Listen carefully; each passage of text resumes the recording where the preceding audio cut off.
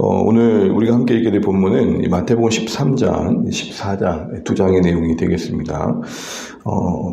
마태복음이 이제 28장인데 이 전체적인 장을 구조를 나눌 때 여러 가지 이제 방식들이 있지만 학자들 사이에서는 동심원 구조로 나눠서 보게 되면 동심원이라 하면 이렇게 둘러싼 구조죠.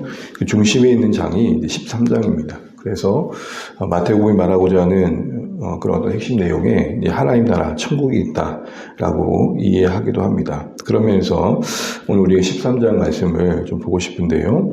13장 보시면 잘 알려진 바로 천국 비유에 대한 이야기가 소개되고 있습니다. 3절을 보시게 되면 예수님께서 비유로 여러 가지를 그들에게 말씀하시되 라고 표현되어 있는 것처럼 비유의 방법으로 천국을 이야기하고 있습니다.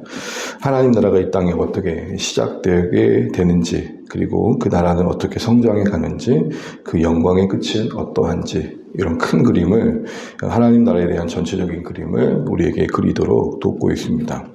이런 질문을 먼저 해보게 되는 거죠. 왜 비유일까? 비유라 하면 직접적으로 설명하는 게 아니라 어떤 매개체를 통해서 말하고자 하는 것들을 전하는 거죠. 이 비유에 중요한 두 가지 기능이 있는데, 듣고자 하는 자에게는 더 잘 들리고 무관심한 자에게는 무슨 말인지 대체 못 알아듣는다는 겁니다. 그러니까 드러내는 기능과 숨기는 기능이 있는 거죠. 관심을 갖고 알고자 하는 자들에게는 그 전하는 바를 더 쉽게 이해하는 계기가 되지만, 전혀 무관심한 자들에게는, 들을 기 없는 자들에게는 대체 이게 무슨 말이지? 라는 어떻게 보면 감춰진 이야기가 된다는 것입니다. 비유의 기능은 결국 하나님 나라에 대한 열정이 있고 하나님 나라에 대한 관심이 있는 자들에게는 은혜의 수단이 되고, 그 나라에 무관심한 자들에게는 심판의 말씀이 되는 것이죠. 오늘 그러한 비유의 방식을 통해서 오늘 제자들에게도 천국이 이해되어지는데, 오늘 전체적인 장에 총 7가지 비유가 있습니다. 간단하게 좀 살펴보면 먼저 가장 유명한 씨 뿌리는 자의 비유를 이야기하고 있습니다. 아시는 것처럼 씨는 말씀이죠. 근데 그 말씀이 뿌려진 밭마다 다른 열매들을 맺고 있는 것을 보게 됩니다. 돌짝밭은 돌짝밭대로, 가시떨기는 가시떨기대로, 그리고 길가는 길가대로, 그리고 좋은 땅은 좋은 땅대로 각각의 열매를 맺습니다. 이 말은 말씀이 뿌려져 거기서 열매 맺는 것으로 하나님 나라가 시작된다라는 메시지겠죠. 그러나 이 메시지, 이 비유의 가장 중요한 초점은 뿌리는 자의 입장에서의 시선입니다. 그래서 예수님 스스로도 18절 말씀 보실까요? 우리 마태복음 13장 18절 같이 한번 보겠습니다. 그런즉 씨 뿌리는 비유를 들으라. 씨 뿌리는 자의 입장에서 이야기가 무선된다는 겁니다. 물론 우리는 이 말씀을 들으면서 듣는 우리 마음의 자세를 돌아볼 필요도 있습니다. 내 마음이 돌짝밭인지, 길가인지, 가시떨기 밭인지, 열매 맺기 좋은 땅인지 합당한 적용이겠지만, 가장 중요한 것은 천국을 전하는 자 입장에서 천국이 어떻게 시작되는지를 알아야 했고, 그리고 그 말씀이 전해지는 것이, 열매 맺는 것이 다양한 상황들을 접할 수 있다는 것도 알아야 했다는 겁니다. 그런 어떤 어려움을 겪을 때도 있고, 때로는 참 좋은 마음의 밭을 만나서 열매를 맺기도 하는 게 천국 복음 전파의 사역이라는 것을 알아야 했다는 것이죠. 그러면서 4가지 밭의 경우에 4분의 3은 거의 실패하지만 4분의 1, 그 좋은 땅 하나는 100배까지 열매 맺는 것을 보게 되면, 참 하나님 나라의 역사 속에 복음이 전해질 때 많은 사람들이 다 예수님을 믿는 건 아니지만 믿는 소수를 통해서 많은 열매를 맺게 하시는 그런 하나님의 신비로움도 여기서 우리가 배우게 되는 것이죠. 실질적으로 예수님이 복음 사역을 해가실 때, 제자들을 보내실 때 말씀하셨던 것은, 많은 사람들이 너희를 다 환영할 것은 아닐 것이다. 그런데 두려워하지 말라라는 말씀과도 맥락이 다 있습니다. 두 번째 비유를 보시게 되면 가라지 비유인데 24절 이하에 나와 있습니다. 가라지 비유의 핵심은 무엇입니까?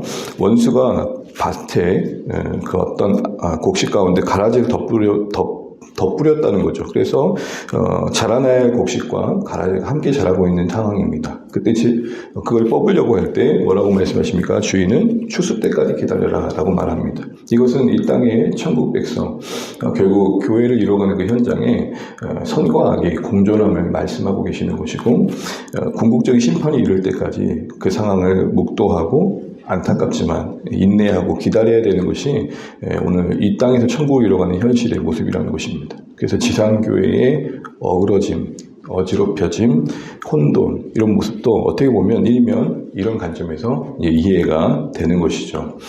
세 번째는 겨자씨입니다. 31절 말씀을 보시게 되면 31절, 33절은 같이 한번 읽어보면 좋겠습니다. 겨자씨 비유 함께 읽죠. 마태복음 13장 31절 32절. 또 비유를 들어 이르시되 천국은 마치 사람이 자기 밭에 갖다 심은 겨자씨 하나 같으니 이는 모든 씨보다 작은 것이로되 자란 후에는 풀보다 커서 나무가 되매 공중의 새들이 와서 그 가지에 깃들이니라. 아멘. 그 시작은 되게 작다는 겁니다. 이것은 당시 유대인들의 메시아가 왔을 때 이를 천국, 하나님 나라의 개념과는 전혀 상반되는 거죠. 유대인들은 메시아가 오는 그 즉시 큰 나라가 임할 걸 생각했습니다. 헤롯 왕도 제거되어지고 로마도 무너지고 거대한 예루살렘을 기대했던 거죠. 그런데 예수님 말씀한 천국은 그들이 기대했던 천국과 그 시작부터 다릅니다. 이게 시작된 건지 만지 모를 정도로 겨자씨만 하답니다.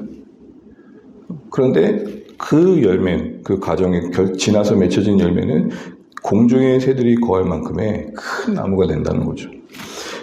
그 하나님 나라의 특징이 바로 이렇게 적게 시작되어서 비록 소수이지만 그 시간이 지나서 자랄 때 큰 나무가 되는 것처럼 큰 풍성한 열매를 맺을 것들을 보여주고 계십니다. 33절도 비슷한 말씀이지만 30절의 누룩의 이야기는 조금 초점이 크기보다는 변화에 있습니다. 그 작은 누룩이 밀가루 전부에 영향을 줘서 부풀게 하는 누룩처럼 하나님 나라는 우리 전 모습을 바꾸는 능력에 있다는 것이죠. 그 확장의 개념에 초점이 있고 본질의 변화에 초점이 있습니다. 다섯 번째로 감추인 보화의 비유인데 44절 보실까요? 44절 한 말씀이니까 짧은 말씀이니까 같이 한번 읽어보죠. 시작. 천국은 마치 밭에 감추인 보화 같으니 사람이 이를 발견한 후 숨겨두고 기뻐하여 돌아가서 자기의 소유를 다 팔아 그 밭을 사느니라. 말 그대로 밭에 감추인 보화, 숨겨진 가치를 본 자는 그 땅을 사겠죠. 그 땅을 산 사람들은 이해를 못할 겁니다. 저 버려진 땅을 왜 사나?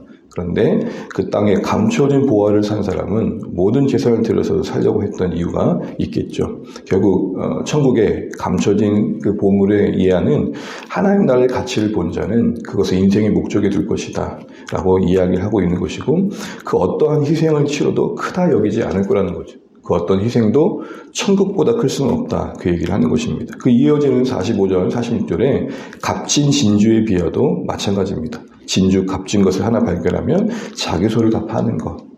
그 진주의 가치를 알기 때문에 희생을 기꺼이 하는 결단을 하는 것을 말하는 겁니다. 마지막으로 금을 비웁니다. 47절, 50절 함께 49절부터 50절 한번 읽어보겠습니다. 49절, 50절 세상 끝에도 이러하리라. 천사들이 와서 의인 중에서 악인을 갈라내어 풀무불에 던져 넣으리니 거기서 울며 이를 갈리라. 세상 끝에 이루어질 궁극적인 심판을 말하면서 그때 일어날 심판을 이야기하는 것은 오늘의 책임을 또 더 권고하는 거겠죠.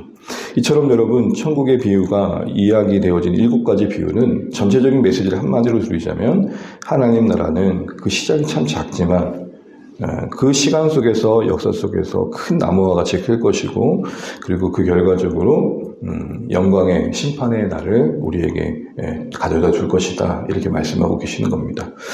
그런데 오늘 7가지 비유를 우리가 많이 알고 있지만 놓치는 것 중에 하나가 51절 52절입니다. 이제 51절 52절 읽고 마무리하겠습니다. 같이 읽습니다.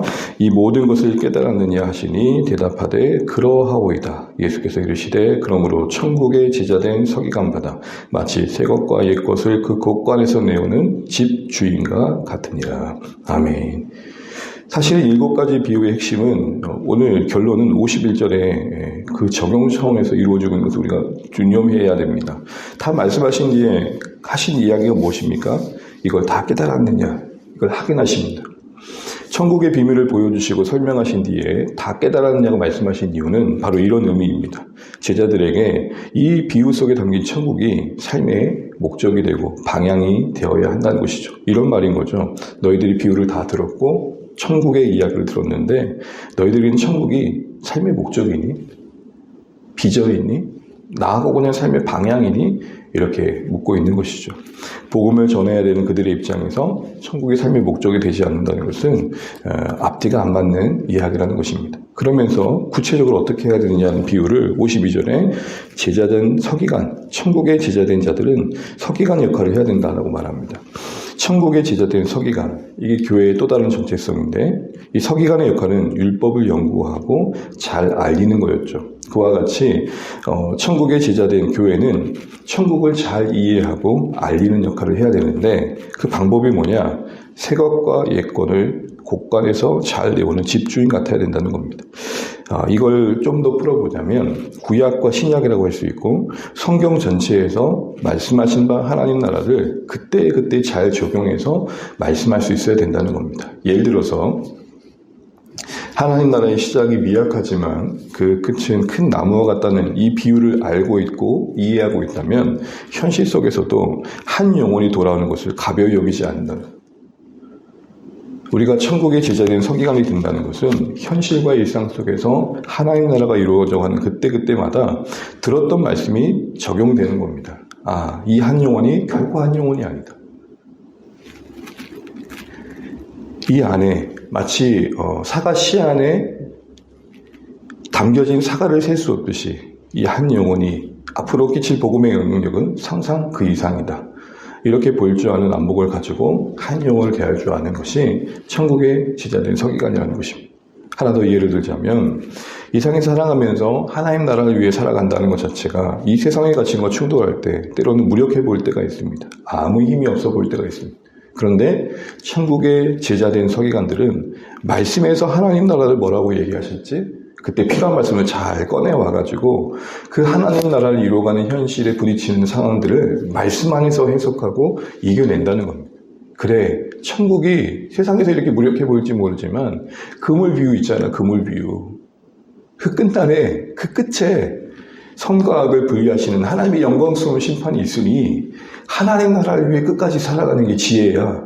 이렇게 말씀 안에서 그때 필요한 말씀들을 꺼내서 그것이 구약이든 신약이든 그 성경을 예수님 안에서 통합적으로 이해한 뒤에 천국의 메시지 안에서 이해하면서 그때 필요한 지혜를 적용해 갈 줄 아는 것, 가르칠 줄 아는 것, 나눌 줄 아는 것, 그렇게 자신이 살아낼 줄 아는 것, 그게 되게 중요하다는 것. 그러니까 비유의 오늘 이야기의 아주 중요한 실천적인 핵심은 뭐냐? 천국이 비유되어진 그 내용들을 우리의 것으로 삼아야 되고 또한 그때마다 하나님 나라 이루어가는 현실 속에서 필요한 말씀이 떠올라서 나를 붙들고 그 말씀이 나를 살리고 일해 가야 된다는 거예요.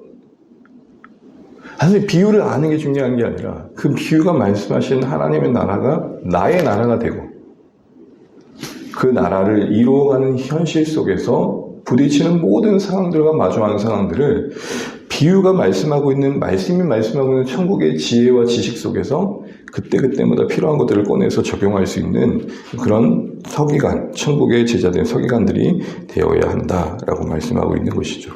사랑하는 주안의 가족 여러분, 결국 오늘 우리에게 이 말씀은 이렇게 도전을 하는 것 같습니다. 나는 하나님의 나라를 나의 나라로 여기고 있는가?